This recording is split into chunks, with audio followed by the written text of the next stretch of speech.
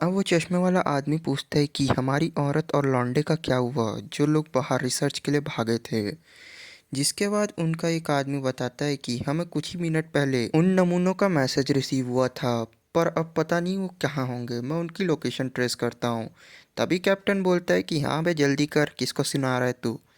And वहाँ पास उसकी secretary आ जाती है। कैप्टन लीडर वो कैप्टन का रास्ता रोक रही होती है और बोलती है कि अभी लॉर्ड चिंग अपने यहाँ बेस में गए हैं और मज़े मार रहे हैं, इसलिए आप उन्हें डिस्टर्ब नहीं कर सकते। जिसके बाद कैप्टन बोलता है कि हमारे 2 आदमी गायब हो चुके हैं और हमें जल्द से जल्द ये हमें कमांडर को रिपोर्ट करना होगा कि हमारे 2 आदमी गायब है और हमें इमीडिएटली उनका रिस्पॉन्स चाहिए। जिसके बाद वो औरत बोलती है कि कैप्टन मैं आपकी बात को समझती हूँ, पर हम लॉर्ड चीन के आदेश और उनके आराम के बीच दखल अंदाजी नहीं कर सकते। जिस पे कैप्टन भड़कते हुए बोलता है कि स्पेशल फोर्स के 2 आदमी गायब हो चुके हैं, क्या उनके लिए स्पेशल फोर्स के आदमी इम्पोर्टेंस नहीं रखते हैं। जिस पे सेक्रेटरी बोलती है कि मेरा कहने का वो मतलब नहीं है, पर मैं इस बेस के ऑर्डर्स को नहीं ठुकरा सकती, इसलिए मुझे माफ़ कीजिएगा।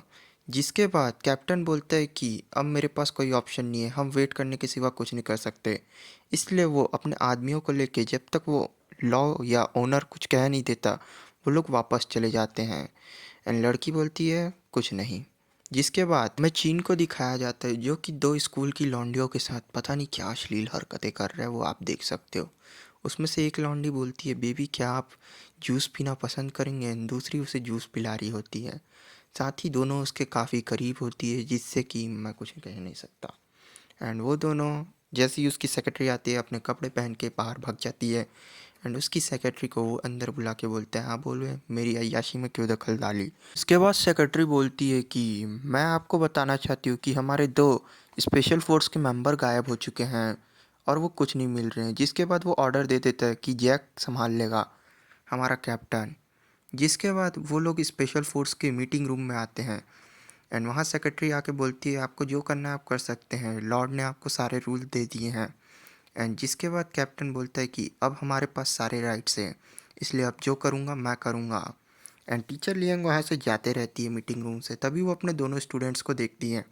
एंड बोलती है कि तुम दोनों यहाँ क्या कर रहे हो। जिसके बाद वो बोलती है टीचर लियांग अच्छा हुआ आपको देख के, मुझे बहुत खुशी हुई, और हम यहाँ अपनी खूबसूरती के कारण हैं, नहीं तो आप तो हमें मरने के लिए छोड़ दी थी। जिसके बाद टीचर लियांग बोलती है ये तुम दोनों क्या कह रहे हो। जिसके बाद उसकी सहेली बोलती है छोड़ो, हमें यहाँ से चलना चाहिए। उसके बाद टीचर लियांग पूछती है कि तुम्हारे बाकी लोगों का क्या हुआ, साथियों का जो 4th लाइफ चैम्बर में थे। जिसके बाद वो बोलती है कि वो लोग एक एक करके मारे गए। एंड ये सुनने के बाद वो टीचर लियांग से अपना हाथ छुड़ा के चली जाती है। टीचर लियांग ये सुन के परेशान हो जाती है कि वहाँ 4th लाइफ चैम्बर में चल क्या रहा है, एंड मुझे ये जानना ही होगा। Teacher Liang 4th life chamber में चले जाती है। एंड हम देख पाते हैं वहाँ डेढ़ शाना पहले से ही खड़ा होता है। वो बोलता है टीचर लियांग आप सिर्फ मुझे फॉलो कीजिए और कुछ मत कहिए। जिसके बाद वो टीचर लियांग को दिखाता है कि देखिए हमारे क्लासमेट्स जो कि मार चुके हैं 4th लाइफ चैम्बर में, एंड उनकी डेड बॉडीज़ को यहाँ से ले जाया जा रहा है। जिसके बाद टीचर लियांग उन लोगों का पीछा करती है। एंड वो टेस्ट रूम रहता है जहाँ टीचर लियांग एक डॉक्टर के कंधे पे 2 चमाट मारती है और वो बेहोश हो जाता है। जिसके बाद वो उसका सूट चोरी करके अंदर घुस जाती है। अंदर 2 फौजी खड़े होते हैं, लेकिन उन लोग से उसको कोई फ़र्क नहीं पड़ता क्योंकि वो डॉक्टर सूट में रहती है। एंड वो चुपचाप अंदर घुस जाती है। एंड वहाँ बोलते हैं कि अरे इस बॉडी को बाहर निकालने में मदद कर। एंड जिसके बाद वो उस बॉडी को दिखती है जो कि एकदम नंगी पड़ी होती है। एंड उसको देखने के बाद उसको शॉक्ड लगता है कि ये उसी का बच्चा है और इसके ऊपर क्या रिसर्च करने वाले हैं इन लोग। जिसके बाद वो उस बॉडी को निकाल देते हैं जो अभी ताज़ी बॉडी रहती है, एंड उसे एक मशीन में डाल देते हैं। एंड वो भट्टी को ऑन कर देते हैं। जिसके बाद बॉडी जलने लगती है। एंड बॉडी जलने के बाद वहाँ से एक लिक्विड निकलता है जो कि वाइट कलर का होता है, गलत मत समझना। जिसके बाद वो देखती है कि ये फिल्टर ये तो कुछ वैसा ही दिख रहा है जैसे अपन ने पहले दिन खाया था। एंड ये देखने के बाद टीचर लियांग के उन दोनों की बातें सुनती है, बोलती है आज के 4th लाइफ चैम्बर का खाने का जुगाड़ हो गया। एंड ये सुनने के बाद टीचर लियांग उल्टियाँ करने लग जाती है वहाँ से भाग के। एंड वो बोलती है ये लोग सच में मॉन्स्टर है, इन लोग हमें अब तक लाशों को खिला रहे थे, ये लोग डीमंस है डीमंस। एंड इसके बाद टीचर लियांग वहाँ से निकल जाती है, बोलती है कि हम सोचते थे कि यहाँ ना हमारी लाइफ जिंदे रहने के लिए अपॉर्चुनिटी है, पर ये मेरे लिए गलत था, यहाँ मेरे बच्चों को मारा गया है। जिसके बाद कैप्टन और उसके कुछ साथी मिलकर जेंगी के विला पे अटैक करने पहुंच जाते हैं। वो लोग अपने हाथ में AK-47 लेके अपने आप को कुछ ज़्यादा ही 30 मक्खा समझ रहे होते हैं।